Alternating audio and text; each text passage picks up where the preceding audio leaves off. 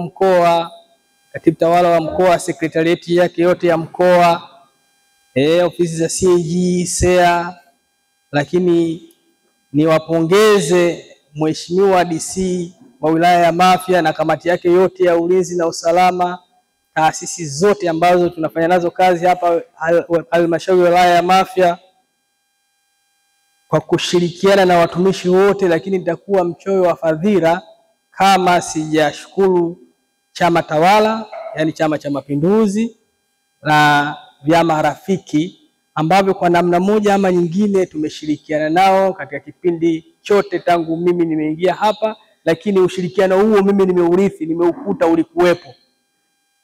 Katika kikao changu hiki Mheshimiwa Mwenyekiti, ndio natimiza mwaka mmoja. Yani nimekuja kuripoti tarehe 18 na tarehe 19 ilikuwa ni baraza langu la kwanza la hoja mwaka jana, na mwaka huu tarehe 19 ni baraza la hoja pia. Lakini kwa nini nimeamua nishukuru hivyo? Kwa sababu hao watu niliwataja wametupokea na wametufundisha kazi na tumefanya nao kazi. Tumefanya nao kazi nikisema kuanzia watumishi, ofisi ya mkoa, ofisi ya wilaya, mara kwa mara tulikuwa tukikutana nao. Baadaye tukiona jambo tunaliingiza kwa madiwani, tunajadili, tukitoka hapo linahusiana na vyombo vingine vya tunalipeleka kwenye wilaya, tunalipeleka mkoani. Kwa hiyo tulikuwa kitu kimoja kuanzia watumishi, ofisi ya wilaya hadi mkoani, sekretarieti ya mkoa, ofisi ya CAG. Kwa kweli tunawashukuru sana na kuwapokeza sana. Tumesimamia miradi, lakini vile vile tumesimamia maslahi ya watumishi na tumesimamia huduma mbalimbali katika kipindi hicho.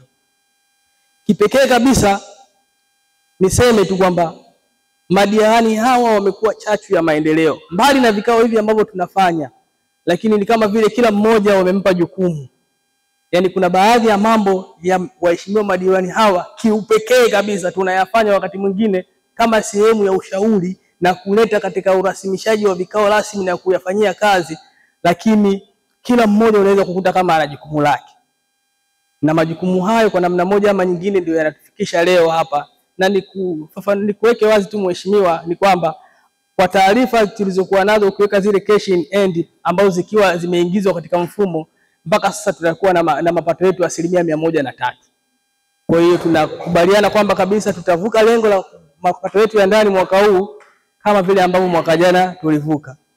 Diwani wa Migulani yeye alikuwa akinifuata inbox katika muda wake. Kuna changamoto ya mtandao kule. Yeye kero yake ilikuwa kubwa ni hiyo. Ukimwona amekuja ofisini baada ya vikao, Mheshimiwa Mkurugenzi, tunapataje mnala? Tunapataje mawasiliano? Hivi ninavyokuambia sasa hivi kule mnala tayari.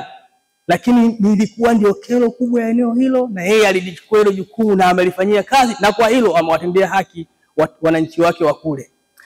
Yapo mengi lakini nataja mmoja. Mheshimiwa Mwenyekiti wangu hapa, yeye ndio alikuwa kila wakati swala la mapato.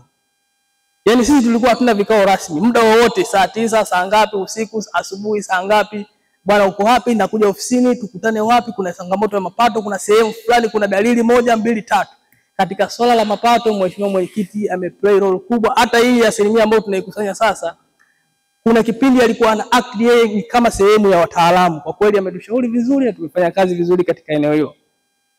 Lakini diwani wangu wa Baleni pale, mzee wangu ambaye alikuwa na mashine moja ina miaka mingapi? 2 si 3 tangu imefika 8 haijawahi kufungwa. Ina miaka 8 ilikuwa haijawahi kufungwa. Nilipofika tu akanichukua akanipeleka kule tukaiona. Ukaona zahanati moja. Yani alikuwa kila akifika anasema lazima ile mashine ifanye kazi, lazima ile zahanati ifunguliwe. Na mpaka leo anaondoka hapa, hivyo vitu vyote vinafanya kazi. Kwa hiyo unaweza ukaona ni kwa namna gani namna moja ama nyingine yeye alikuwa amechukua jukumu hilo kwa kiasi kikubwa.